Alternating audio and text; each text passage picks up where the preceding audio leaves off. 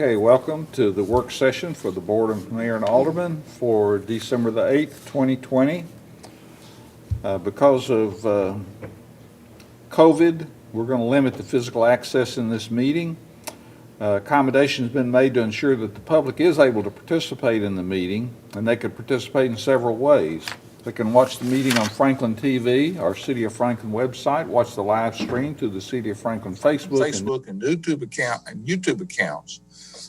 Or you can call into the conference meeting at 1-312-626-6799, meeting ID 988-247-72540 with a passcode of 814502.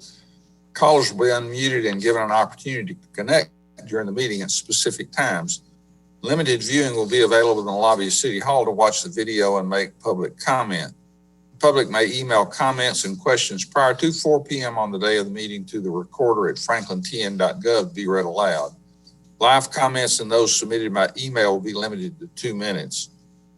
The city YouTube site is www.youtube.com/user/City of Franklin. Facebook Live is www.facebook.com/City of Franklin. And the website is www.franklintn.gov/Franklin TV. That is Franklin-TV. So the meeting's been called to order. We'll now call the roll. Alderman Barnhill. You present? Present. Alderman Martin. Present. Alderman Speedy. Present. Alderman Berger. Present. Alderman Blanton. Present. Alderman Peterson.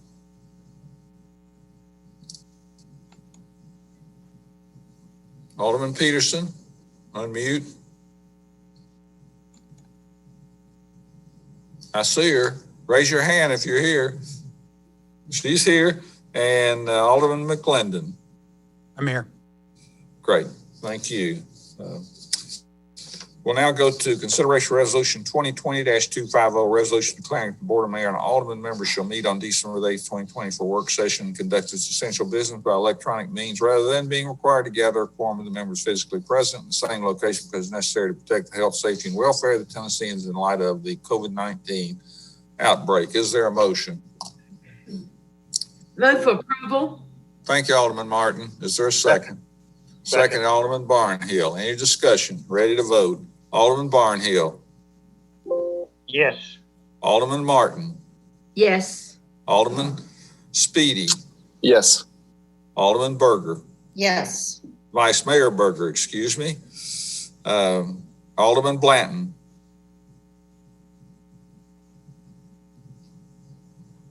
I see her saying yes. Alderman Peterson. Raise your hand if you're, she is affirmative. And Alderman McClendon. Yes. Thank you. Passes 7-0. Now's an opportunity for citizen comments for items that are not on the agenda. Do we have any callers on the phone? We do. Callers, you've been asked to unmute. If you have a comment, go ahead and do that right now, please.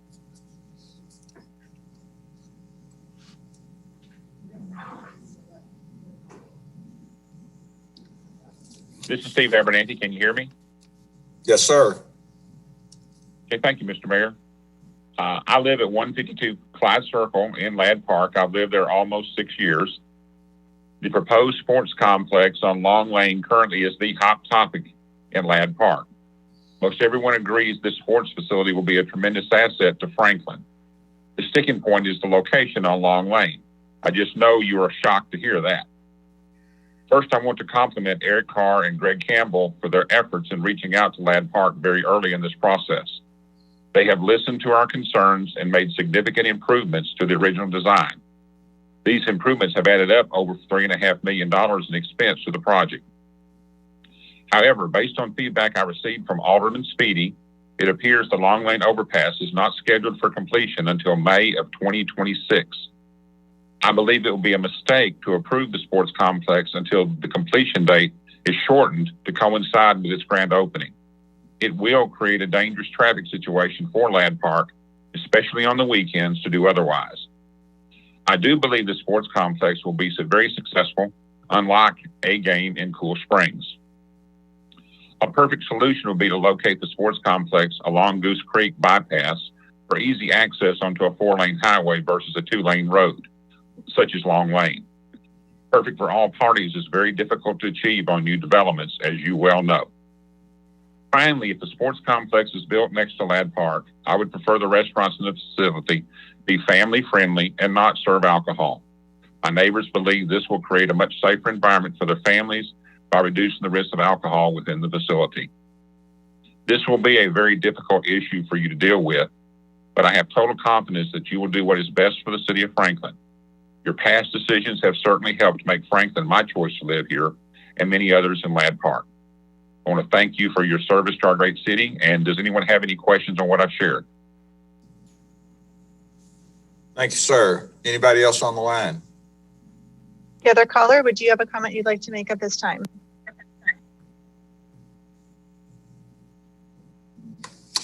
Okay, we'll continue to move forward. And the next item on the agenda is the discussion regarding the conceptual master plan for Collins Farm and consideration of entering into a lease agreement with the National Society of the Daughters of the American Revolution. Good Mr. evening, Mayor.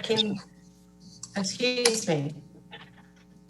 Go ahead, Lisa. I was just going to hand it off to you. This is just an opportunity to talk about an opportunity to work with the Daughters of the American Revolution and look at Collins Farm, and Lisa will take you through that. Thank you. Eric, can you hear me?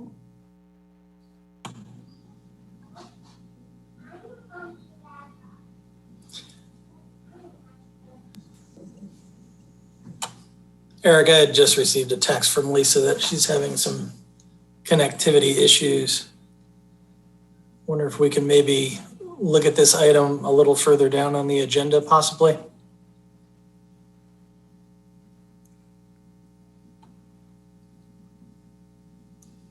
Let's go to item 3 until we can correct those problems, which is resolution 2020-245, resolution approving a mural entitled Let Your Light Shine on the Riley Family Salon Boutique and Special Events Facility located at 919 Columbia Avenue, establishing a public hearing for January the 12th, 2021.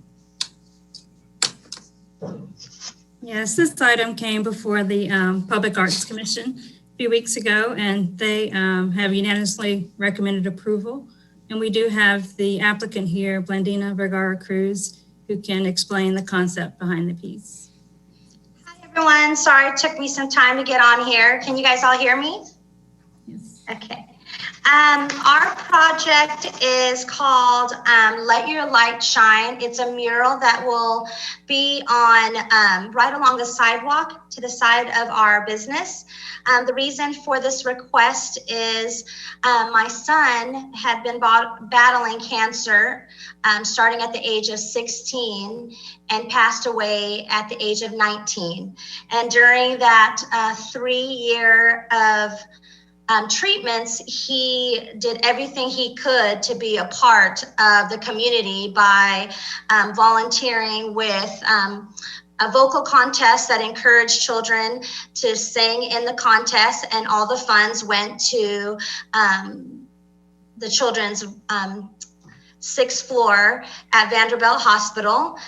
He also did a gift card of Kroger gift cards to the parents that were going through the treatments with their children, which were only $10 gift cards. So he had probably every month he would donate about maybe $500 worth of gift cards to those families through the social workers there, and then also delivered different snacks there. So during this whole 3 years of his treatments, it was very important to him to give back to the community. He always said that it was a terrible situation, but he wasn't going to let it wasn't going to let him down, that he was going to be a big part and leave a legacy here. And Franklin made that easy for us to do. One, we have a business here that caters to families with kids' haircuts and birthday parties here. So why not have a mural that encourages kids to let their light shine in the community by volunteering? So that's what we're hoping. We hope that people, you know, we love all the murals that say Franklin. We love Franklin. I don't think my husband and I would have been able to get through the challenges of watching your son go through cancer if it wasn't for the community rallying for us. The Williamson Rec Center did a lot of stuff for us. They were always a part of any fundraising. The Academy Park was one of the #1 locations that we did any of our fundraising concerts and stuff like that. And we'll still continue. We're on the calendar, keeping our fingers crossed, hopefully for next year that we'll be able to do it. But Raymond really wanted me to continue his legacy. And he always said he was a singer and didn't want people to think that he was a legacy because he wanted to be famous. He wanted to leave something behind to encourage kids to do the same thing that he did. And that's what we're hoping with this Let Your Light Shine. The Arts Commission gave us a whole bunch of great ideas. I mean, I hope with the help of Monique, I had some examples of other applications and stuff. And so I hope I gave enough detail on all the supplies that we'll use and the things that we'll do to make sure it always looks nice for the community in the future. But the main thing is to encourage the kids, and the Arts Commission gave us an example of maybe having a URL code or something.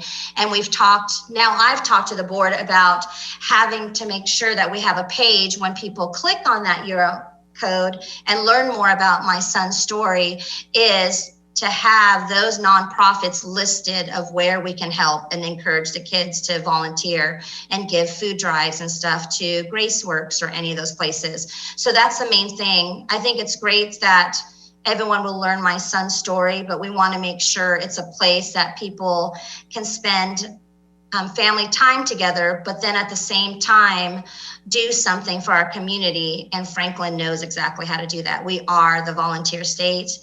We're the volunteer city. I don't know, there was a tragedy of a Centennial student that has passed this weekend, and the same thing. She always told me that Raymond taught her to be kind, and that's what we want to keep doing with all the kids and families with this mural.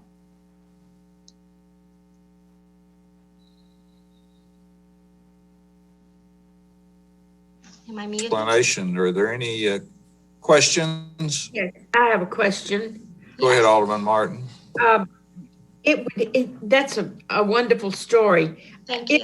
It would be very helpful to know exactly where this is. I know it's 919 Columbia Avenue, but it's directly across the street from the police department.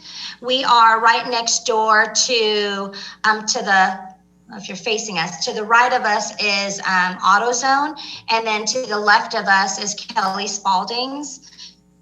Okay. Do you know where that is? Yes, yes. It would the Piggly Wiggly, it's right across. It would always help if we had a map included in our notes to see exactly where this mural will be. Yes.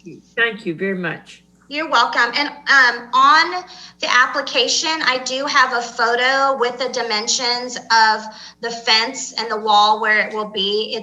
There's already a sidewalk slab for the families to be able to stand on. I feel like there's a good location if there is a line to start there. Hopefully, I think in most of the murals I see in Franklin, there's never like a huge line like Nashville. It's just sporadic people coming and going, but there is a good place for the sidewalk where people can stand. And then also that slab of concrete is a good size as well for the families.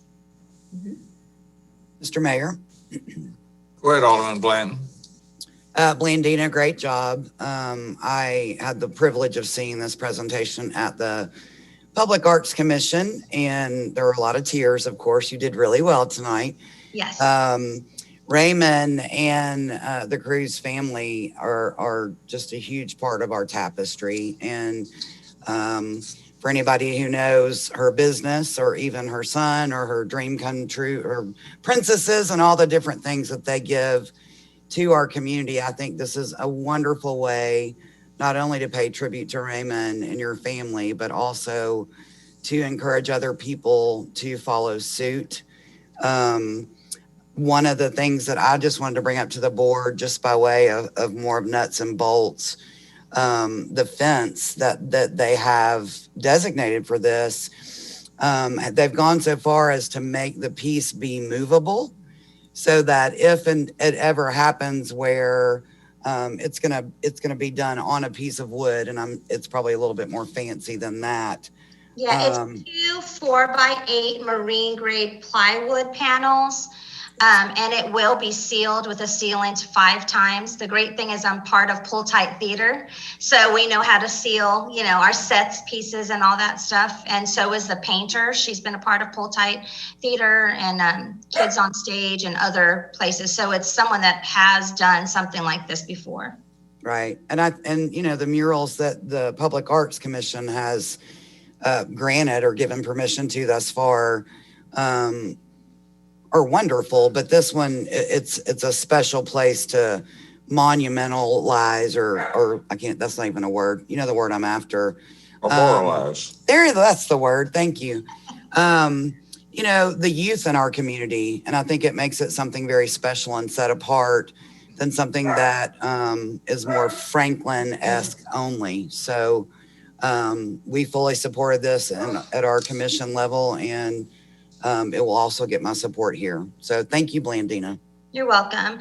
I want to say that, I always forget about to give myself some kind of kudos for everything that I do, but my father raised me and I raised my children that you can't complain about your community unless you're involved in your community. And my husband always said, if you got paid for all that volunteer work, you'd be a millionaire. And I said, when my son got sick, he realized everyone in the community, people we didn't even know, people that greeted my princess's business because I was at the Pumpkin Fest or this weekend at the Christmas drive-through, you know what I mean? Anybody, Monique knows this, Monique called and said, we need characters, no problem.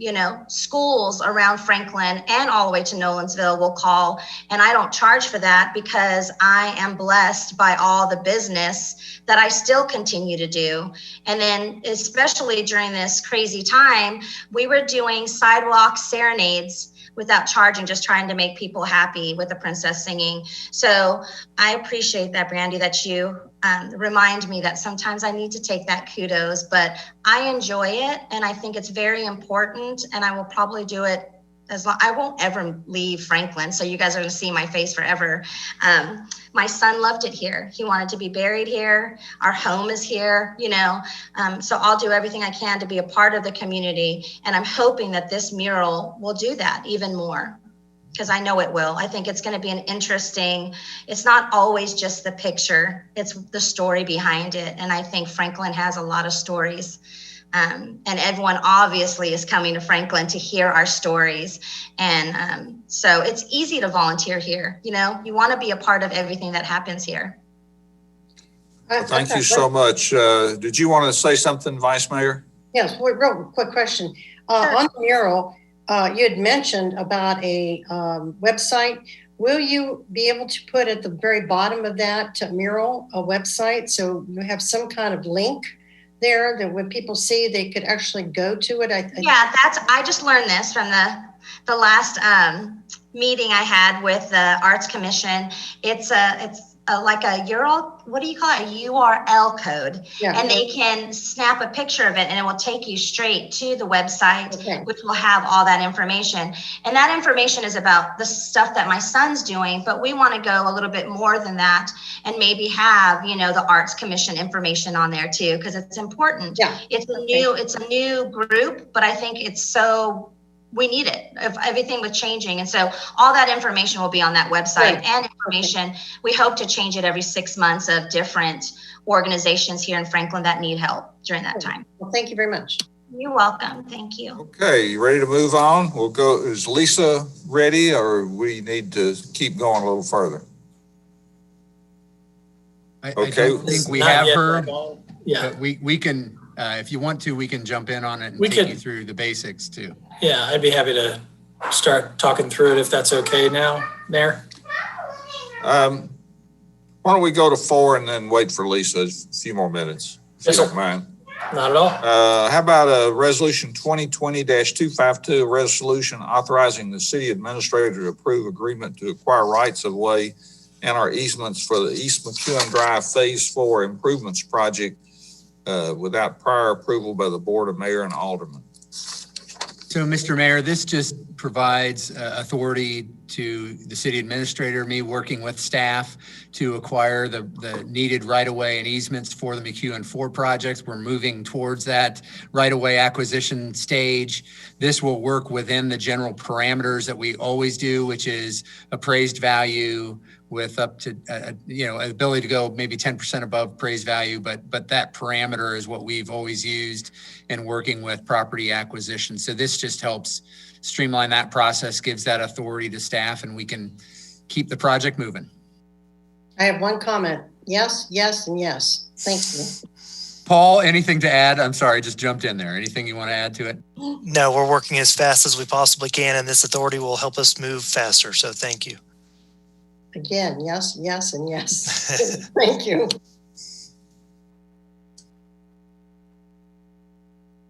Go back to item number 2, and Mr. Hilty, I'll give you the lead there. Yes, sir. Thank you. Late last year, the Daughters of the American Revolution Old Glory chapter approached the Parks Department with an interest in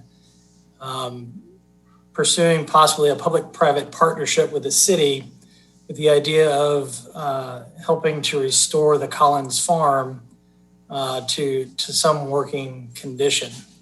Some of the elements that they're looking at are event space, looking at some office space for the Daughters of the American Revolution Old Glory chapter, and a number of other items. Part of this would be some restoration elements and bring it back up to standard where it's really doesn't fall further into worse condition.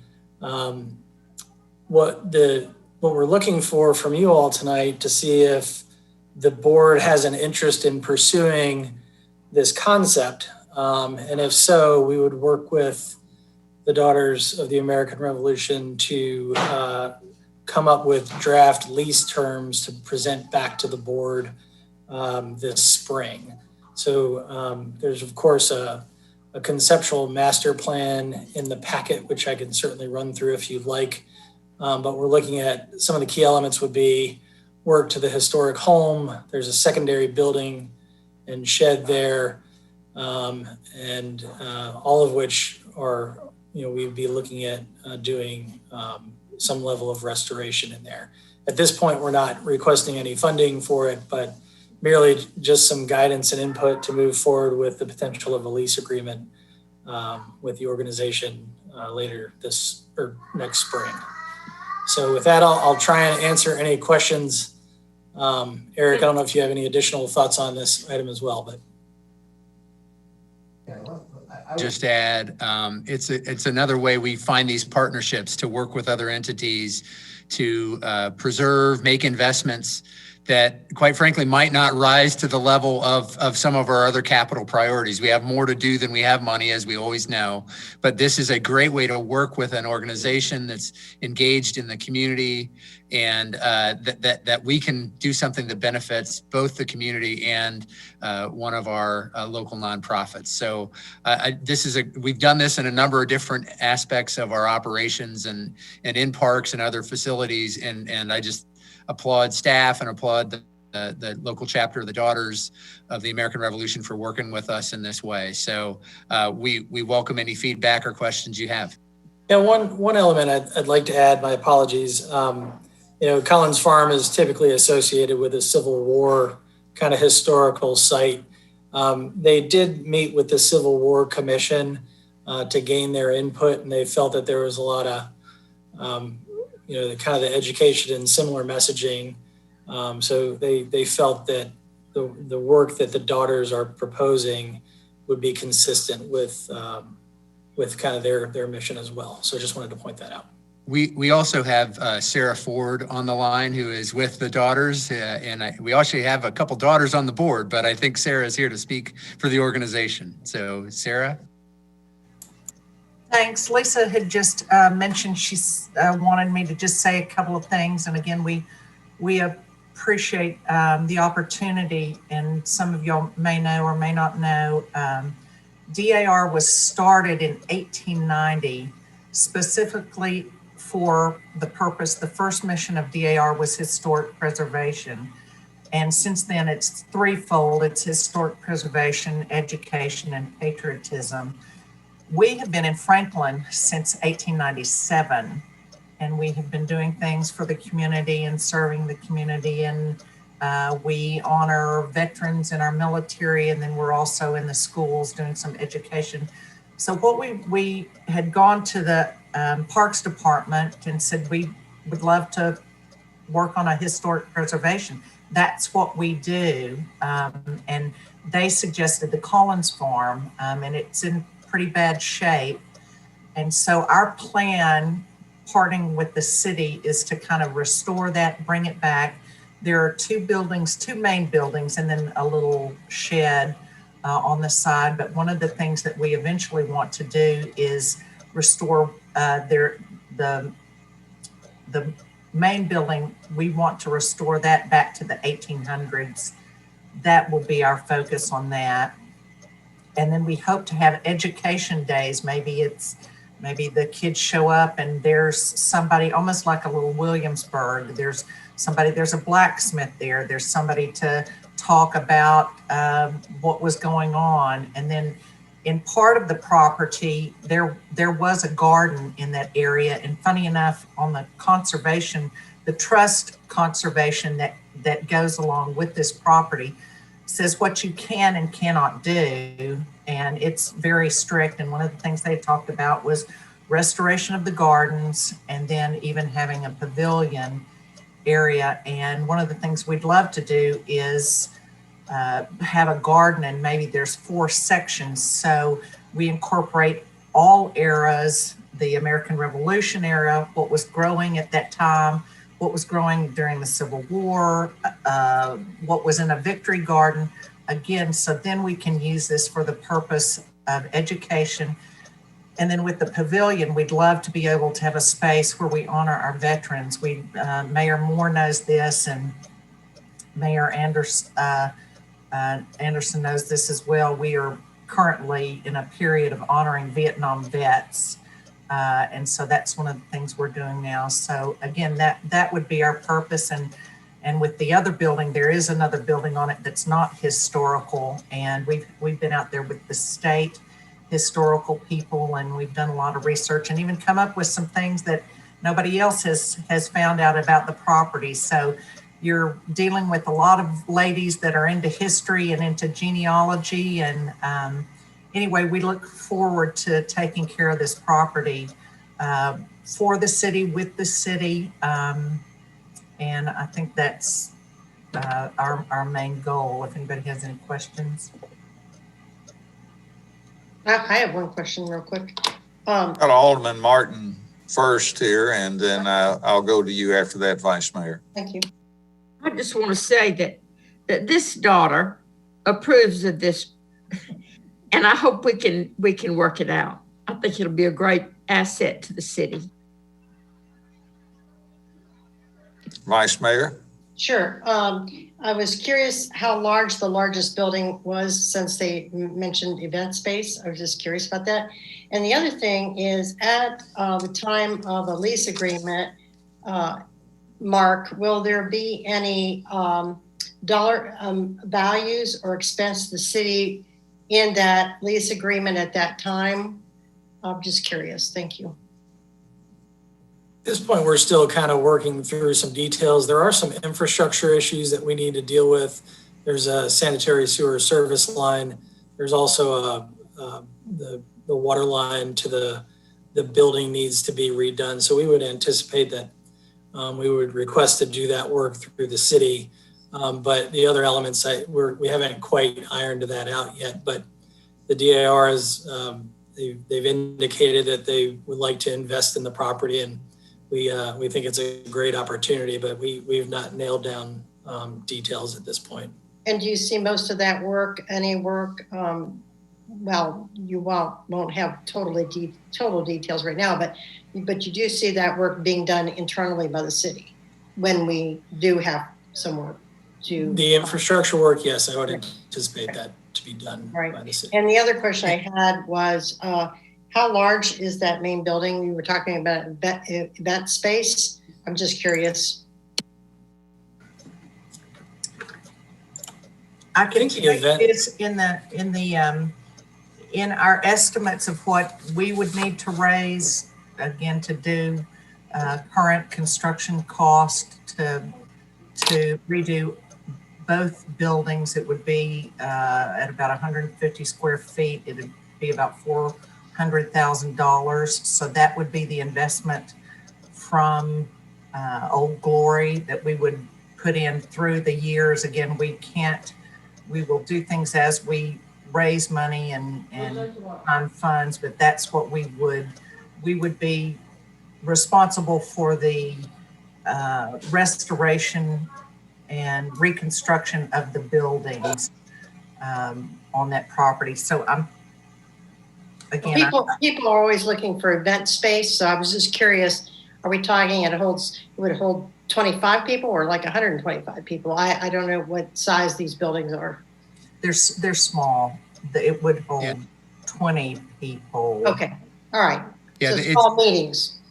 It's going to be small meeting space. And as to the rent topic, it's like when we worked with the renovation of 5 Points post office, we factor in the investment that's being made and the value there. So that'll all be part of what we figure out together and bring back to you as part of the lease agreement. And really what we're doing at this stage is informing you and getting any feedback and make sure you're comfortable with us going down this path of implementing this master plan and working with the DAR chapter to put this plan together. Well, thanks.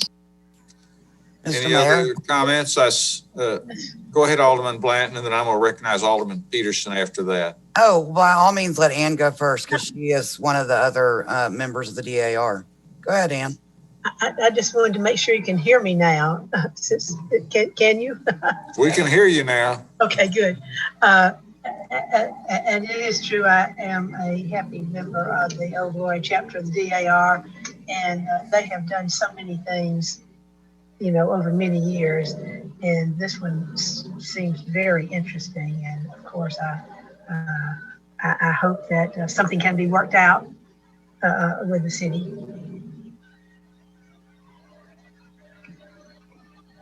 Alderman Blanton.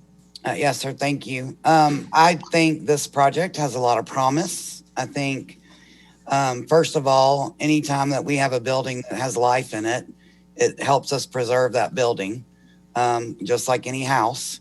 So there's the promise of seeing that happen for Collins Farm that's sat empty way too long.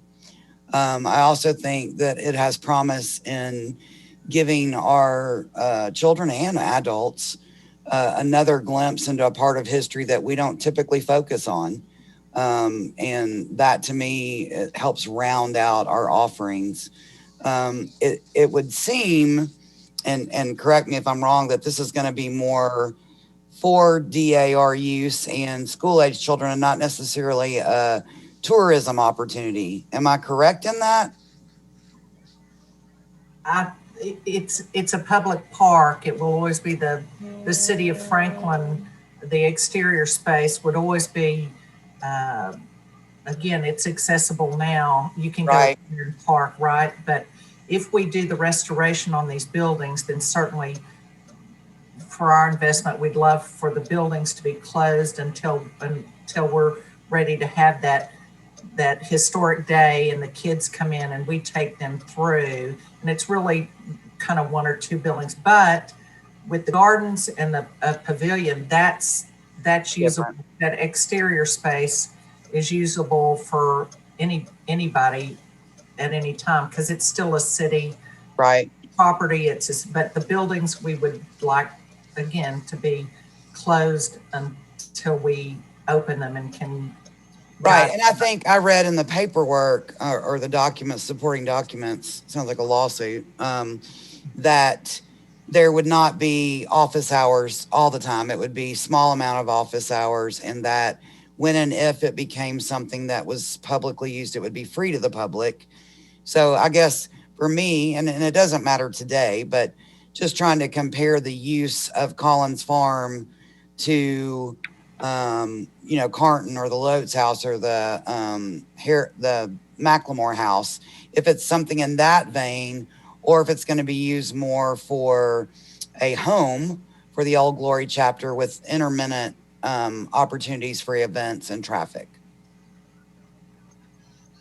Again, it will always be. I sense that maybe the best thing to do is move forward on this. And all right, too far down the rabbit hole.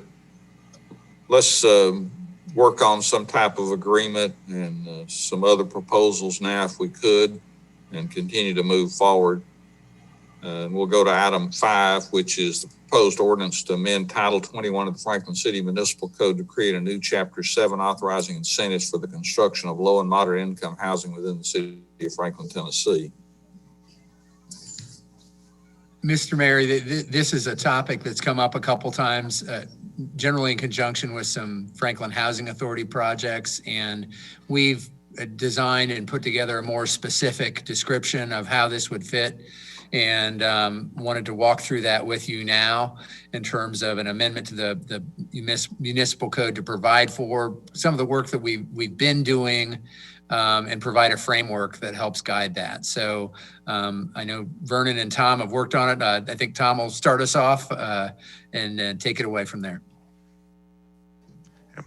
Thank you, Eric. I'm going to share my screen here, and hopefully my PowerPoint slides popped up here on the screen. And as Eric mentioned, this is a topic that we've had around for a year and a half or so with different ideas. And with the recent request from the Housing Authority for their Cherokee project, it's come back up, and some ideas have come up that might enable us to go forward. We want to discuss some of the concepts with you this evening, and then hopefully next month we'll be back to you with the actual ordinance to amend Title 21 of our code to create a new chapter that will include additional incentives applicable to the development of low and moderate income housing. I've got that phrase underlined because we'll talk about the definitions of that later, and want everyone to be clear is exactly what we're talking about and what portion of our population, our workforce, we want to provide assistance to. I guess, as always, it's good to start out with the why question. Why do we want to do this? The basic starting point answer is because our City of Franklin Land Use Plan, Envision Franklin, calls for it. It recommends and recognizes that workforce housing fosters a diverse employment base that is necessary for continued economic vitality. A range of housing options are encouraged to support employees and the local economy, and that vibrant neighborhoods should include a range of housing options and price points, both for rent and for sale. And once again, those are some comments taken straight from Envision Franklin to help support this idea. So what are we talking about? An incentive program that is a payment to a developer or an applicant. This is one of the key points now. After delivery of a unit at the required price point, and that is sold or rented to a household that meets the HUD income criteria. The required price is an affordable price to a low or median income household. I would say use the word struggled at times over the years when people often ask the question, well, what does affordable mean? Here we go. Affordable is actually defined in our municipal code already in Title 21. And it's actually, you might look at that and see, that's kind of a standard definition for affordable. Affordable simply means that the housing expense is no more than 30% of the gross annual household income for the family. For ownership dwellings, we're talking about housing expense includes your mortgage, taxes, and insurance. For a rental unit, we're talking about rent and utilities. And once again, that 30% level of housing expense that's something that's going to be familiar with anyone who's talking about determining whether a home is affordable for your budget or not. So specifically, we're talking about affordable housing for what types of households or what level of incomes in households. And once again, you've heard me mention a couple times already this evening, low income and moderate income housing. What does that mean? Low income, we're talking about households whose gross income for a family of 4 does not exceed 50% of the median for the metropolitan statistical area. For fiscal year 2020, that's $41,150. For the moderate income household, we're talking about a gross income for a family of 4 that is greater than 50%, but does not exceed 80% of the median. Again, for the MSA, 80% for fiscal year 2020, we're talking $65,850, again, for a family of 4. If anyone is wondering or didn't do the quick math yourself, the median for the metropolitan statistical area is $82,300. And when we throw out that term MSA, just for those who may not remember, we say that all the time. As a quick reference, what we're talking about is the Nashville, Murfreesboro, and Franklin metropolitan statistical area. The median household income figures are published by HUD on an annual basis. So I've told you a little of the why and the what and who we're trying to help. Some basic fundamentals of the program. And these are carryovers of things we've talked about with you before about what we're trying to achieve with an incentive program. So once again, this incentive program would be applicable to the development of new for sale and rental units. The price objective that we talked about, just for an example of a family of 4, based on the income levels that we mentioned to you earlier, at that moderate income level, 80% of the MSA income, maximum sales price for a family of 4, $268,736. The monthly maximum rental expense would be $1,281. There again, for a family of 4. And you may remember, I didn't want to get too much into the weeds, but you'll remember that the income limits is a sliding scale based on family of 2, family of 3, family of 4, and so on. We often just use the family of 4 as a quick reference point. And once again, another basic principle, this would be available to nonprofit and for-profit developers. So another basic principle, for each project, the developer or the applicant would submit the request for the incentive in conjunction with the development plan, a site plan, or a building permit application, and BOMA would approve the incentive by resolution. You'll be familiar with that, as we've done with the Franklin Housing Authority, are the 2 most recent cases. We talk about with the development plan, a site plan, or a building permit, just because the opportunity may come at different times in the process, and there may be different requirements for each project based on approval. For example, with a building permit, Habitat for Humanity on an infill basis has 1 lot that they don't need to go through an extensive development plan or rezoning process. They just come to us with a building permit application. So in order to get the incentive or be eligible for the incentive, they would come to submit a request to the board, and we would bring that to you for approval by a resolution. Here's another key point in the fundamentals that has been a question from various interested parties over the months we've been talking about this. All of the applicable fees would be paid by the developer or the applicant prior to the start of the construction per the standard process. So all the fees are paid. So then what's the incentive? So after delivery of the unit and verification that the unit was purchased or rented by an eligible household, then the developer would submit a request for payment to the Building and Neighborhood Services Department for payment of the incentive. So that gives us the chance, we verify that we actually have the target price, and we also have a household, a family in that has rented or purchased that unit that is in the income level that we are designed to help. Here's where you've heard the previous conversations about impact fees and the difficulty that impact fees present to affordable housing for lower moderate incomes. Here is where the road and parkland impact fees come into play.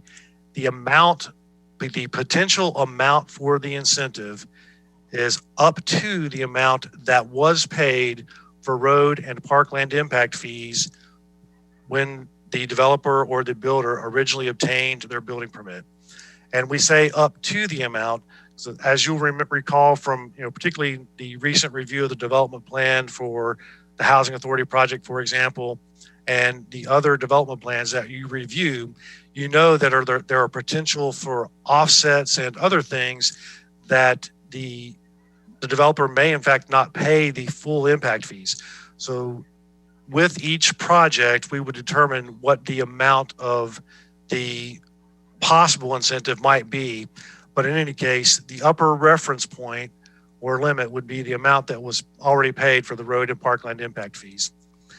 And one of the key aspects here of the payment of the incentive back to the developer or the applicant, the payment would ultimately be from the general fund, not from the referenced impact fee fund.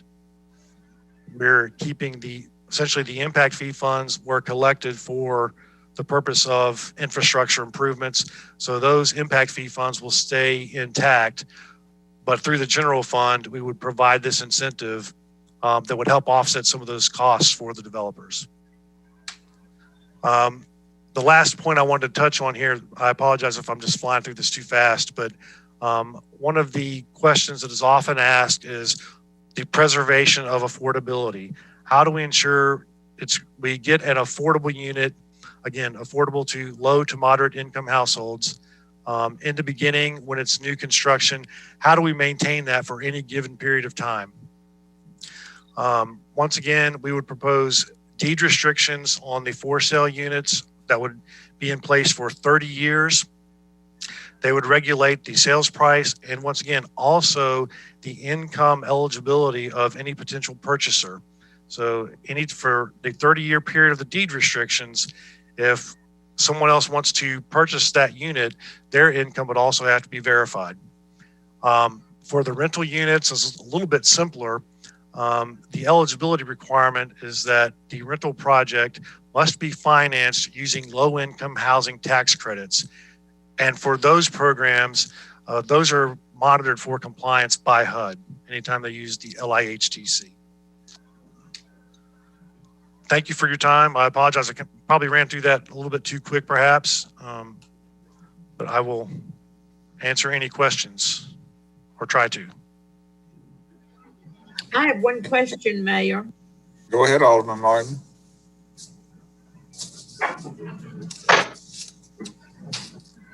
You're muted. You're muted there, Margaret. You talked about the money coming from the general fund rather than the impact fee fund. Where does that money come from in the general fund? I mean, did we put it in there, or is it just from the general fund, period? And that would be part of the resolution process and a reason for the resolution, when the initial request comes to you with the development plan or the site plan and the application, by resolution with your approval process, you would set aside funds in the future to help cover essentially the cost of the incentive will be in the future, because we're talking about when construction is complete. And I guess that's kind of another benefit of this, because you're looking 18 months or even 2 years or more down the road before those units are complete and delivered. So it allows staff time to plan financially to prepare the general fund to pay out the incentive when it comes due, so to speak. So they know that's coming. They know that payment's coming. Well, yeah, and you would have the opportunity to anticipate and put it in future budgets. It's not typically, the way this is structured, it would be better than what we've done the last couple times, which is we've had to either tap something that was already in the budget that may not have been specifically programmed for this, or make a budget amendment. This would allow enough time, given the typical development timing and process, to be a budget or two out that we could build it into a future budget. So this would provide that direction. And also I'd note, it gives you a chance to weigh in about what level of support you're comfortable with. The terminology is up to the amount of those impact fees. So if you felt that you wanted to do, or you couldn't afford to do a certain number, you could decide based on what you think is appropriate as well. Thank you. Thank you. Mayor, a couple questions. Go ahead, Alderman Speedy. Tom, what are the typical road and parkland impact fees on, let's say, a $300,000 house? And then the second question would be on the deed restriction. Let's say that homeowner moved in and in 10 years they sold it to another eligible person. Are they eligible, or are they able to capture some of the appreciation in that home? Just curious on that. Yep. Thank you for the question. Both good. For the impact fees for parkland and road impact are based on a per unit basis. So it's not relative to the size of the house. It's just the dwelling unit. For the parkland impact fee, it's basically $4,300 per dwelling unit. Road impact fee, this is the collector and arterial road impact fee together. It's about $8,200. And just in general, I think of it as all of it together about $13,000. With respect to appreciation of the value of the home, basically it would, it's tied to as the median incomes for the MSA increase, the sale price at, essentially being affordable to a household who's earning 80% of the MSA median. So they would be able, as the price of the house would also, the eligible sales price would also increase with the median household income, and the current homeowners would be eligible to experience that any profit based on increasing wages in the community, basically. But they would not be able to, but the sales price would be limited to that, affordability level. Right. I mean, I guess we don't want them just flipping it immediately for profit, but there's also an incentive to maintain the property, upkeep it, and we'd want them to benefit from that price appreciation. And then the last question would be, so we can put this in the code, but then future BOMAs, each specific project that came through the city, it could be an up or down vote on whether or not they'd be eligible for this offset. Yes, sir. That is the way it is. We're structuring it right now, and that'll be proposed, and hopefully you'll see that in the ordinance next month. Yeah, that's the proposal right now. We'll put the structure of it in the code, but the board would still have the up or down vote on a resolution with each application. Mr. Mayor. Alderman Peterson. That last aspect about the appreciation on the home and selling one that was purchased, it seems to me that we, the alderman, I don't even know whether I was an alderman then, but looked at some things like this. And one of the things that I found out was that the biggest difficulty is the figuring out about appreciation. And, one of the reasons that we buy houses instead of rent all the time is to, for most people, that is their biggest investment, is their house. And the appreciation of the price of it is something that they are expecting to gain. And so I remember having read about some areas in the nation that had the low and moderate income housing for sale, that was the biggest difficulty. I'm sorry that I haven't had a chance to go back to look at any of those things just in the last few days, but those were the real tie-ups that really prevented this from being workable. And I would like to get some information about other places that are doing this and, shall we say, doing it well, because I think that is the biggest difficulty. If it's a for rent house, I guess the question would be for the person who is the owner of it, they gain all the appreciation, right? I mean, the owner of the rental house property would gain the appreciation all of the time when and if they eventually decided to sell. But as I say, please, I want a good deal more information, and also some names of places, some names of locations that have worked on this before and are doing it now. Mr. Marsh, it might be helpful to create a couple of examples based on current property values and how they appreciate over 5 or 10 years in the MSA. And maybe that would be an example that would be easy for us to look at and understand a little bit better what that appreciation might look like, for just as an example. Yes, sir. We can look at that. And also, sorry. No, I do want to add that I did have a chance to look at one place in Montgomery County, Maryland, and they were saying that they also added on anything that the homeowner had done to improve the house. You know, Scott was just talking about the upkeep of it and everything, but that was one of the aspects too. But again, I would like to have some examples of some locations that are doing this effectively now. Okay, let's move on to item number. Your Honor, remember we have a public comment. We do have a public comment. If you'll go ahead with that one. Is it an email? Is that my recollection? Well, the emailer, Elizabeth Wanzek, was going to be on the phone. If she is, I'll let her do it herself. If she's not here, I can read it for her.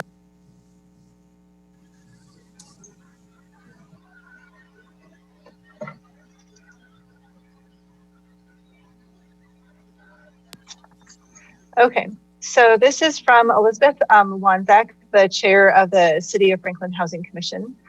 She would like to say, in my capacity as chair of the City of Franklin Housing Commission, I wanted to offer my enthusiastic and full support of this updated proposal for amending Article 22 of the City of Franklin Municipal Code to create a new Chapter 7 authorizing incentives for the construction of low and moderate income housing within the city.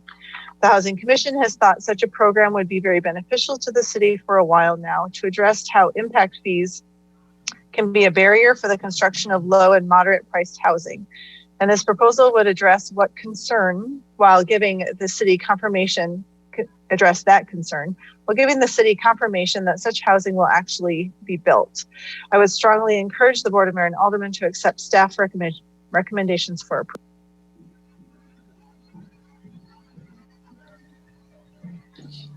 There is no other public comment, Your Honor. I've got a number of questions on this, but I'm going to reserve my time for later. I don't want to take up tonight. And Tom, I'll give you a call. Thank you. Thank you, Vice Mayor. Item 6 is Resolution 2020-249, a resolution declaring that the city will continue to accept Community Development Block Grant coronavirus funds from the Department of Housing and Urban Development. The city will expend these funds by partnering with local agencies, in addition to those agencies named in Resolution 2020-91, to reimburse them for expenses incurred to prevent, prepare for, and respond to the coronavirus COVID-19. So, Mr. Mayor, this is a fairly straightforward item. Over the summer, you approved a group of organizations to receive some funding that came from the federal government that related to COVID relief and tied into the Community Development Block Grant structure. There have subsequently been 3 organizations that came forward, or 4 organizations that came forward expressing interest to also receive those funds. There also may be some additional funds that come down the line, but this would add them in. There are some dollars available within that first allocation, along with the other entities that came forward. The organizations that have asked to be included going forward are the Franklin Housing Authority, Habitat for Humanity, the Refuge Center, and Bridges Domestic Violence Center. So, we would still work with the commitments we made previously, but these would be eligible for any dollars that are unused within the first allocation and would be a starting point for any additional dollars that may come our way through this program. I have a question. Go ahead, Vice Mayor. Aren't there specific things that they can and cannot do with these funds? I mean, how do we know how these funds are being spent? Yes, and they would be, these are done on a reimbursement basis, and they would be subject to the same requirements of all the other entities. It does have to relate to COVID actions or, services and, tie into the eligibility standards. So nothing changes in that regard.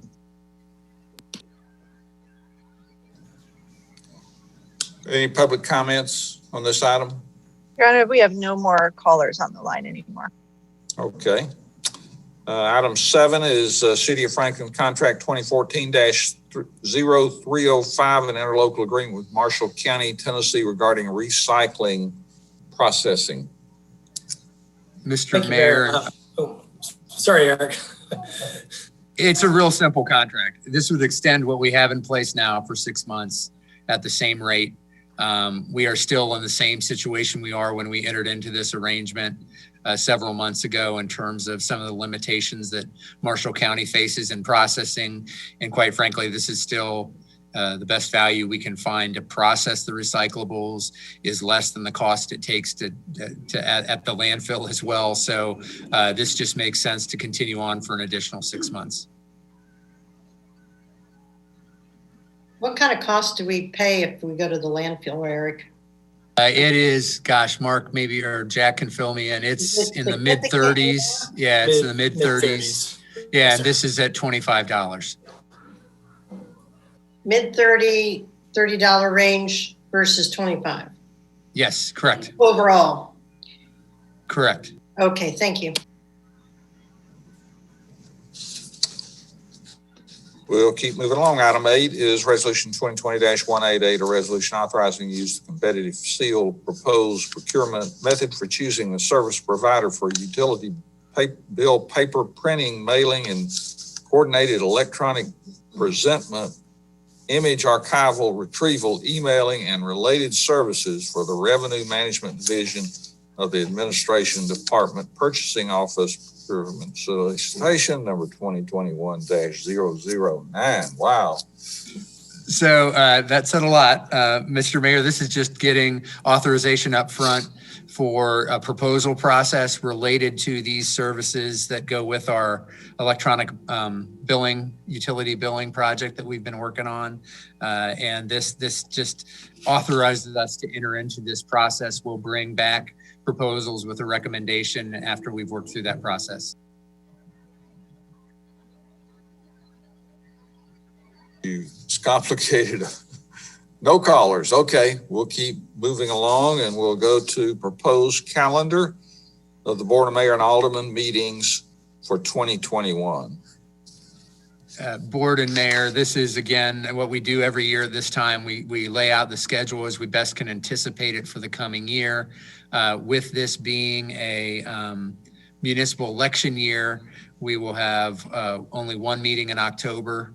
Also, as has been our practice the last several years, we'll just have one meeting in July and one meeting in December. So this reflects that typical schedule that we've used for several years now. And of course, there are times that we have additional meetings that come in beyond this. And of course, your regular committee meeting schedule as well. So this just lays out the best schedule we can anticipate for the coming calendar year. Questions or comments? Any callers? No callers? We'll now move to item number 10, which is a discussion of the process for filling a vacant at-large alderman seat. Mr. Mayor, I'll just start off with some basic comments leading into to the discussion and the background. And of course, we all are at a loss with the loss of Pearl Bransford, and we'll be doing some more at the 7 o'clock meeting to more directly remember Pearl and her great service. So this is a tough topic in that way, but what I'll focus on tonight and for this discussion in the work session is what's the city charter tell us. And essentially the city charter provides pretty broad latitude for the board to decide the path that you think is best.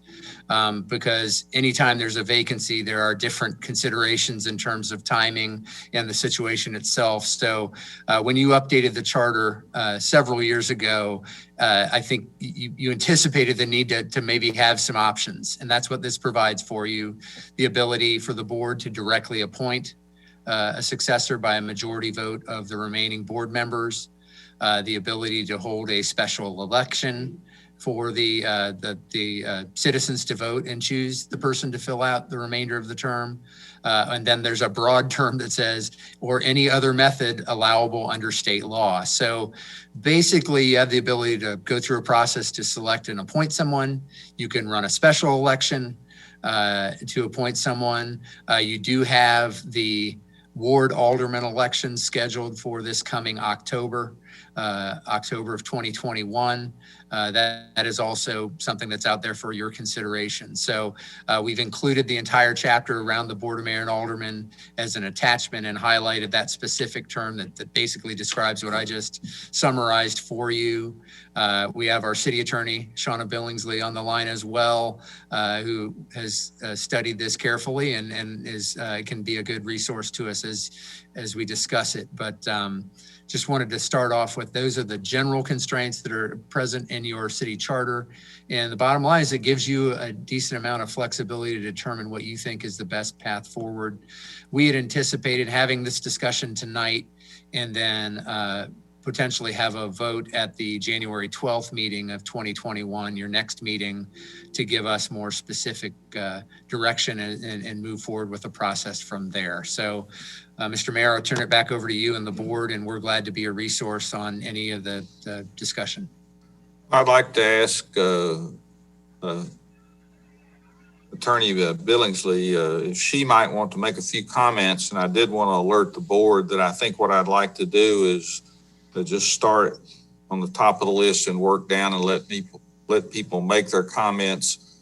I think that might be easier, and I would start with Alderman Barnhill as he's so I don't catch him off guard. But Shauna, would you like to make a few comments?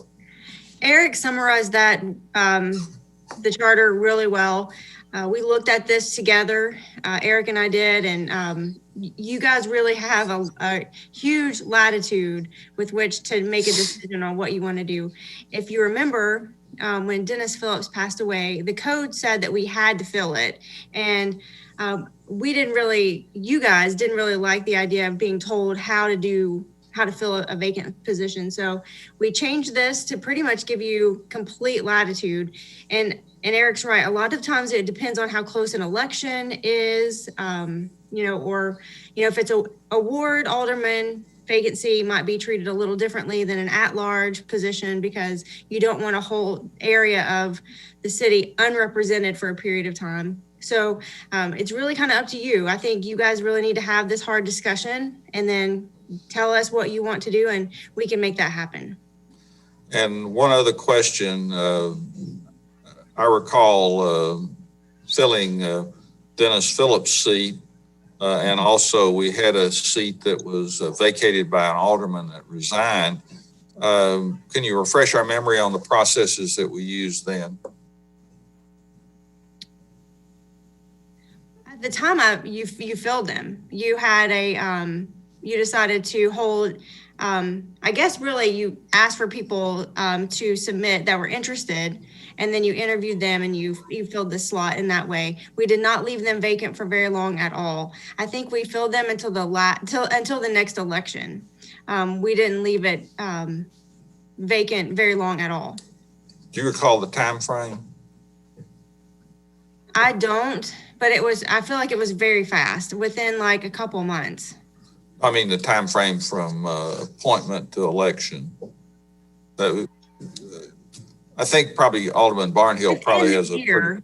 Yeah, Yeah. maybe Yeah. so, but it was within the year. I think maybe within like 6 or 8 months. I know the ward alderman position you filled was the last one you filled. I believe that election took place within about a year. That was right when I came on. That appointment had happened just before I joined you all, and we had an election that following fall. So it was approximately a year that you had that appointed person, Mike Skinner in that case, serve. I can't speak to the at-large position with Dennis Phillips. I wasn't here for that. I think that was relatively close to an election, but I'm not sure. You all remember probably better than I do. Well, let's start out with Alderman Barnhill, if we could. Thank you, Mayor. A lot of the questions that you're asking are memory questions. My comment would be this. I think that the position at large is different from in ward, and in ward meaning that you could have a ward without representation. That comment's already been made. So I think filling an in ward position might be a little different, or might be more urgency than it would be to fill in that large position. I think that if we're going to fill this position, it should be no longer than the next possible election, which means that if somebody fills this position, they would probably serve maybe 8, maybe 9 months.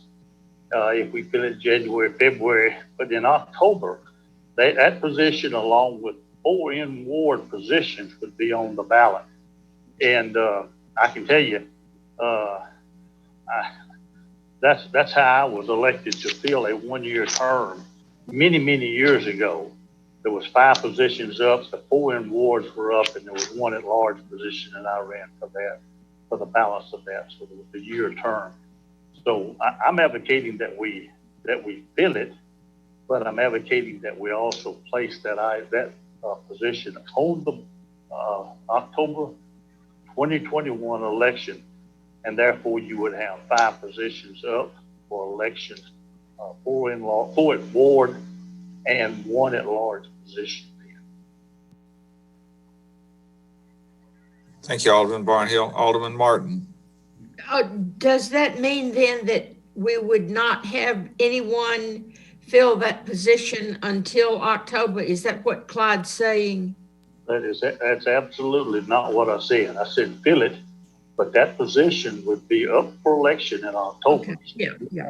And you can combine at large and ward elections. Is that correct? Yeah, it would be somewhat like a special election layered on top of the ward election, however you want to phrase it. But you certainly would have that opportunity. Mayor, a point of order. Go ahead, Alderman McClendon. My memory is that we did not appoint a successor to fill Mr. Phillips' seat. We left it open in spite of the fact that that our statute said that we were supposed to fill it. Correct. We didn't. You're right. And we were hoping that that wouldn't come up. You're right. It was relatively close to election, was it not? It's about 8 months. Mm-hmm. Exactly. Okay. How long will it be before this election? October? Yeah, October 26th, I think, of 2021. Oh gosh, I don't know. And you know, if people wanted to apply and you interviewed them, that would take a long time, and that would take up some of those months, and then it might be right at the election time. Good point. I don't know. I haven't been through this before, so I don't really have any opinion about it. Alderman Speedy. I guess I would lean towards placing the at-large alderman on the October 2021 election as well with the ward alderman. Part of me thinks appointing someone would be good, but then I almost think if we did that, then I think that person's in the catbird seat. So I I really think we ought to just leave it open until October. Whoever wants to run, that gives them a good 10 months to prepare. You probably pull the petitions, May of 2021 this year. I do think campaigning and going out and talking to the citizens is an important process of becoming an alderman. We might all think we know what's important to the city, but until you go out and campaign and go to the Rotary groups and go to the Kiwanis clubs and knock on doors, I think that's a very valuable learning experience and process. So I guess I would lean towards letting the citizens of Franklin decide who that next at-large alderman is.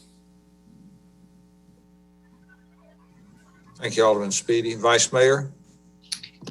Yes. Dennis Phillips died in March 2007, and the election was in October of that year.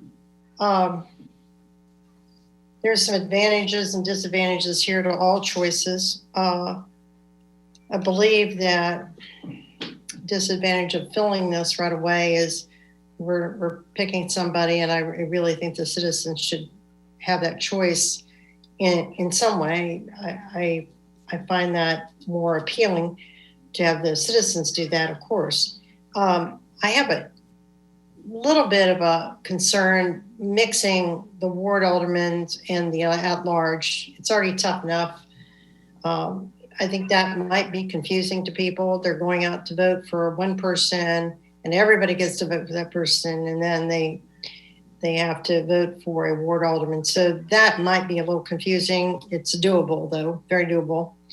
I would ditto what Alderman Speedy said, that I'd rather, since it is an at-large, and we do have 3 at-large that can serve the at-large people, right, the entire city currently until October, I would prefer to leave it open.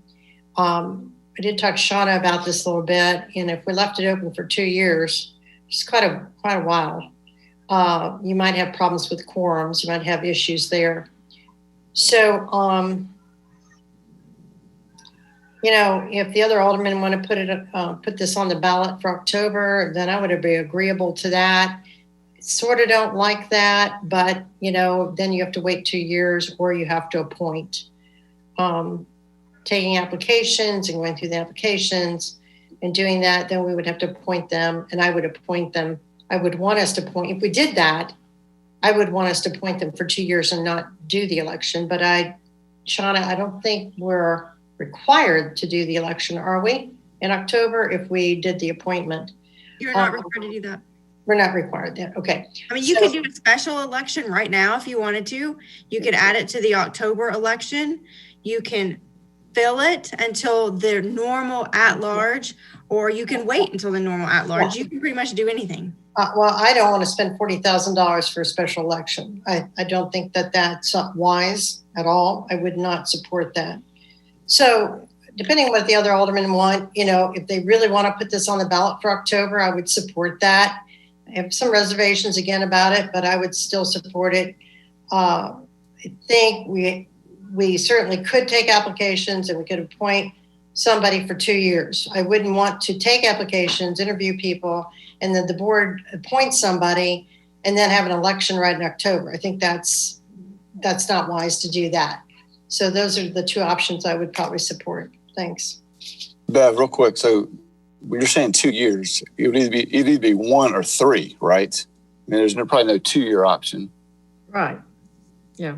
Yeah, there's 2 years and 10 months left on the term. So by the time you got them in, it might be like 2.5 years if you did an appointment. Right. You've got to, right. Yeah, that's correct. Alderman Blanton. Well, obviously, I hate we're even having to have this discussion, and especially so quickly, but it's one of those hard things. Sorry. I think that I'm sure we've all gotten different phone calls and emails of people who are potentially interested. Those are hard phone calls to hear, but also it makes you happy that there's people who are willing to serve. I would tend to agree with Scott that this job is something that you really need to go out and do your due diligence in campaign, and that's part of it. That's part of what we all had to do. And I think that us appointing someone is almost giving somebody a leg up for that next election, because as we all know, voter turnout is unfortunately extremely low. We like to think it's because we're doing such a great job. But we also know that our citizens tend to be complacent, and I hate to go this road, but it's almost like we're playing God and trying to assume who the citizens want in a certain role. During the conversations that I've had over the last week or so, there's been some suggestion that an appointment would be given to someone who had no idea or no desire to actually have the job past that interim position. And to me, that's a little bit different, because you know that they are stepping up to the plate to help and not to pave the way. And to me, that's public servant at its best. So to me, if we were to appoint, I would like it to be appointing someone who's willing to do that role in that capacity. I'm also fine to not appoint, and much like Bev said, if it's the will of the board to couple that seat with the October election, I'm not opposed to that. I do hear what you're saying, Bev, that it could be a detriment to the other candidates, but maybe it would be a reason to drive people to the poll because it's something different. You know, it's when things become different and things become less obvious when we get attention, and it could be a driving force. But again, no one has said it, but to me, an appointment needs to be someone who is not seeking the job past that tenure of time, because then I think we're getting them for the right reasons, and it gives the other people who are interested a chance to prepare for the role that they want and let the citizens decide. Thank you, Alderman Blanton. Alderman Peterson. Well, it's been very interesting to hear what the other aldermen have said.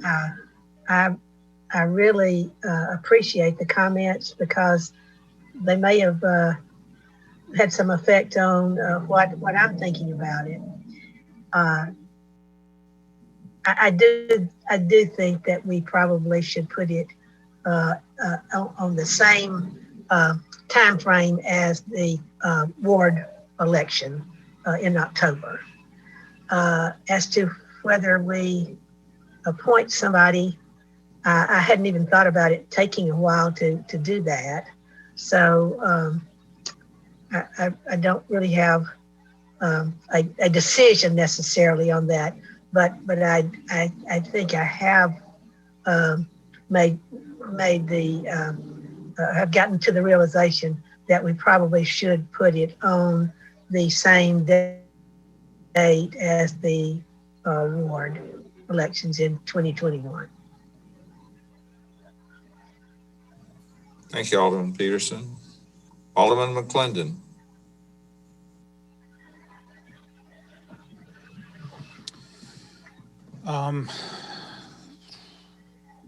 This is not easy. I'll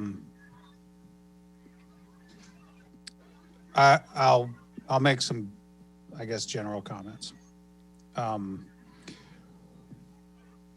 If we make an appointment, we need to make an appointment. We've been very fortunate the last several years. This board works very well together, and I've been on a board that didn't. And I've been on a board that didn't work very well together in the midst of appointments and upheaval. And it was disastrous, and it was years of low morale in City Hall. And it was years to recover from it. So if we make an appointment, I would urge that we do so only under, I don't know, maybe a tacit agreement that, or maybe an explicit agreement even. I, for one, would not consider appointing a person who had run against anyone who was sitting on the board now. That's not to say anything negative about anyone that has been a candidate, but the implications, the potential implications for the cohesiveness and goodwill that exists on this board today are obvious. I would also almost, I don't know that we'd ever get there, but I would hope that if we were to make an appointment, we would do so unanimously, because I've also served on a board where an appointment was made that was not unanimous, and it did not go well after that. So I would not want to welcome a member to the board with dissenting votes in the room.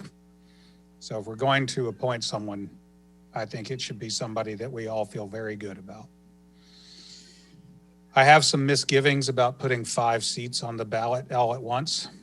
I have also served on a board where half the board was replaced in one day.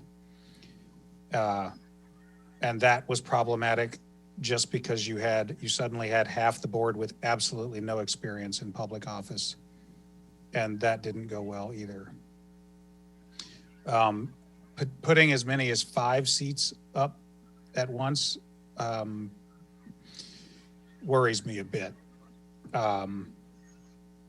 But so does appointing someone to fulfill who has never, who didn't run and win to serve a 3-year term and essentially make them a full incumbent should they seek re-election. So my thoughts on this are not fully formed, but I guess I know what I don't want. I don't want to have divisiveness cast upon us because there are ambitious people among us, not us on the board now, but there are ambitious people who didn't waste hardly any time making moves. And I don't cast any aspersions on anyone. Everyone that seeks office has some ambition, but we have served so long with such cohesiveness that to some extent, I think we start to take it for granted, and we shouldn't. So I will advocate that we not appoint anyone who ran against anyone who's currently sitting. I will advocate that I know that we can't actually do this, but I would hope that if we get to the point that we are anticipating or talking about appointing someone, that we would do so only if I would like to see that person appointed unanimously. And I guess I'll try to figure out which is worse, making an incumbent or leaving a seat empty. And I do think I do agree with one thing that Brandy said. Well, I agree with a lot of things that Brandy said, but one thing in particular that I want to highlight is that if we make an appointment, it might be nice to appoint someone who said, I will not use the appointment to seek re-election. And I guess we'll all work through it, having heard what we've all said.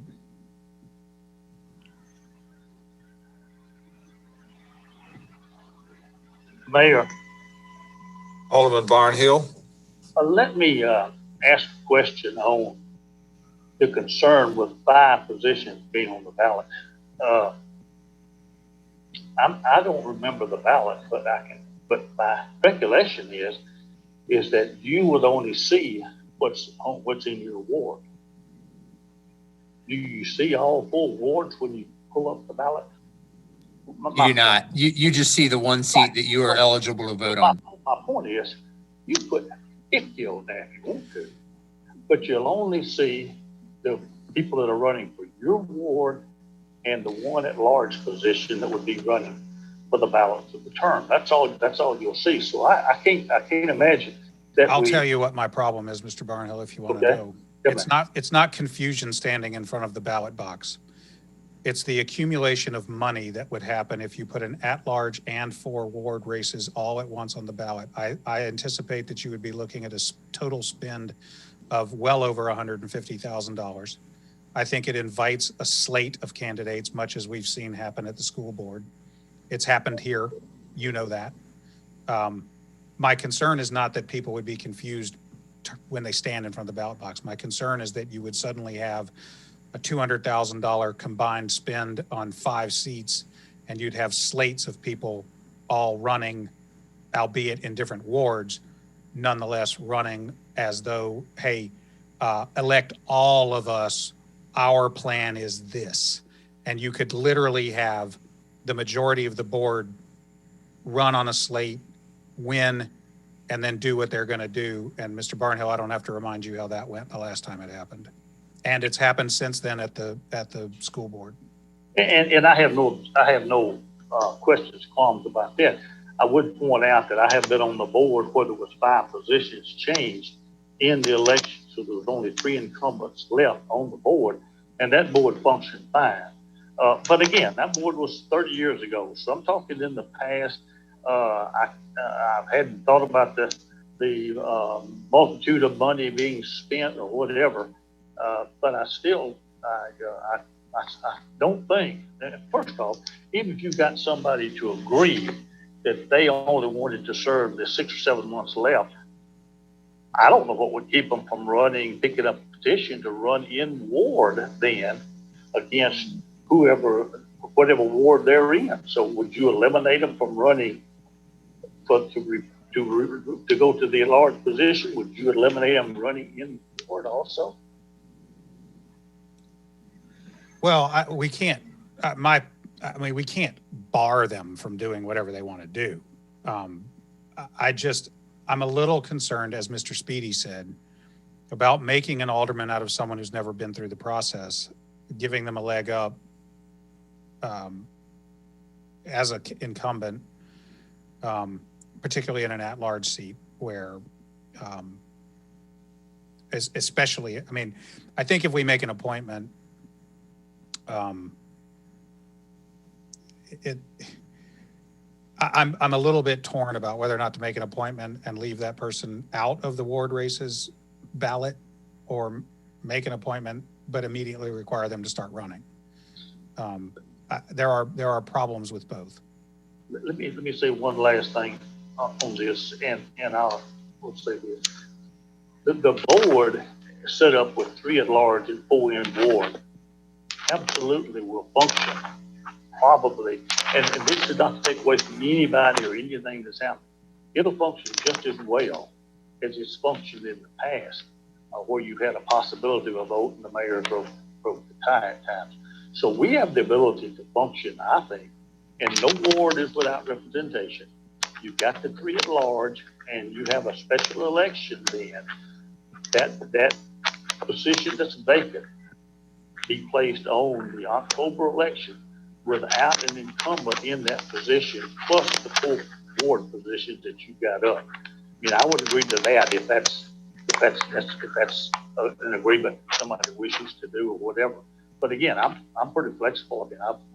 I've been through the appoint somebody, and I've been through the non-appointment of somebody, and I've been through filling an unexpired term. So all of those things I've been through, and but I do not think that we should appoint somebody and that that position bypassed the October 2021 election. I think they should have to run. That position should be available for the public to vote on in 2021. Mr. Mayor, I have one comment.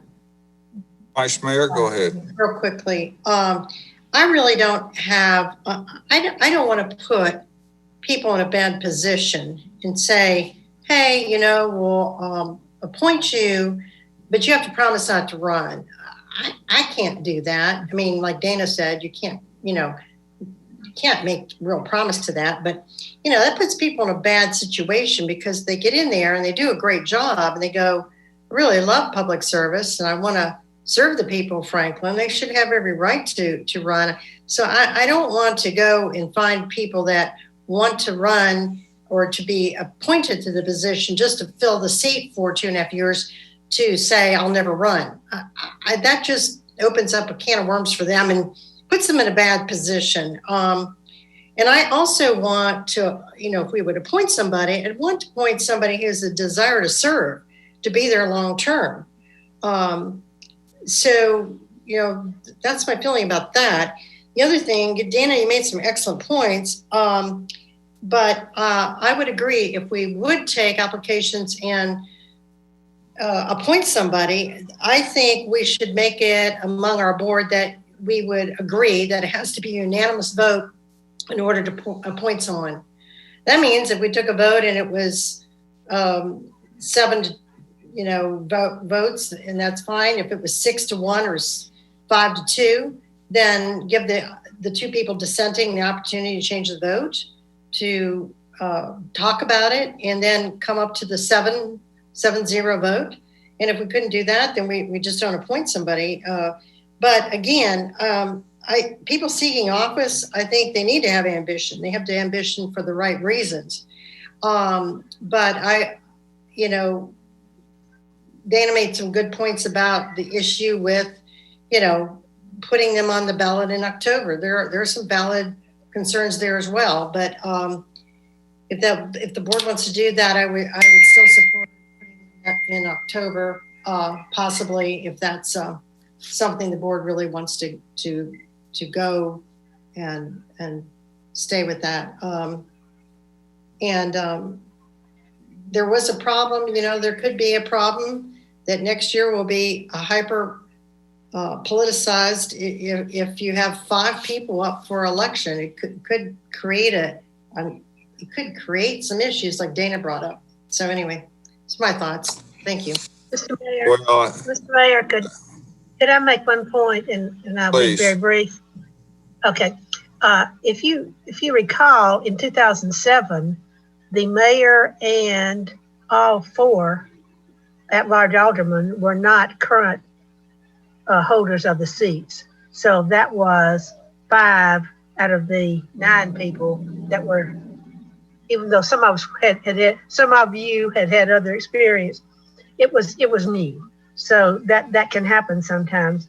But I am also realizing that perhaps if we do put this on the ballot in 2021, then it probably would be very difficult to appoint somebody to just serve for a very brief time. Mayor. Go ahead, Alderman Martin. I'd like to make a comment too. All right, I just want to say, a while ago I said I really didn't know, but since I've listened to all of this discussion, I really think that if we did not fill this seat right now and waited, then it would give residents the opportunity to think about it and decide if they really want to do this. And so at the election, we would get somebody who was really interested in it. That's all. Thank you. Thank you for those comments. And I appreciate everybody's comment and willingness to discuss this issue. And as mayor and the guy that runs the board meetings and works with all the aldermen, I certainly appreciate the functionality of this board and how well it seems to work and how respectful we are of each other's opinion. And once we make a decision, we move on. I was going to make the same point that Alderman Peterson made, was that I was one of those newly elected out of 5 in 2007, and there was a steep curve for all of us at that time. We had some initial pretty significant challenges. To me, we're dealing with an issue that we've had probably one of the most exemplary aldermen that Franklin's ever had. We're trying to fill her place. And in some respects, we're trying to control who that next person is trying to replace Alderman Bransford. And ultimately, the people that decide who sits in that empty chair will be the voters. I've gone back and forth. I've tried to imagine appointing someone that could possess the same qualities and that Alderman Bransford had. I don't know who that person is, and I think that probably the citizens of Franklin can figure that out. And also, I think that the position itself is going to create who that person is and how they serve moving forward. And it'll be up to us, whoever that position ends up being held by, it'll be our job to kind of help guide them and create that same functionality of a board that we have now. So I appreciate everybody's comments. I think it's very important that we wait till January to have any type of vote, and maybe it's even a little bit later. I mean, if there's a feeling, if we can't come to a conclusion, but it sounds like we're pretty much all focused on an election in October of 2021, and with some, it's kind of what I'm hearing, but I think that people are still thinking about it and hearing each other's comments and points, and we'll have some more time to work on that. So we will have an executive session after the board meeting tonight, and we're going to shut this meeting down, and we'll see you shortly.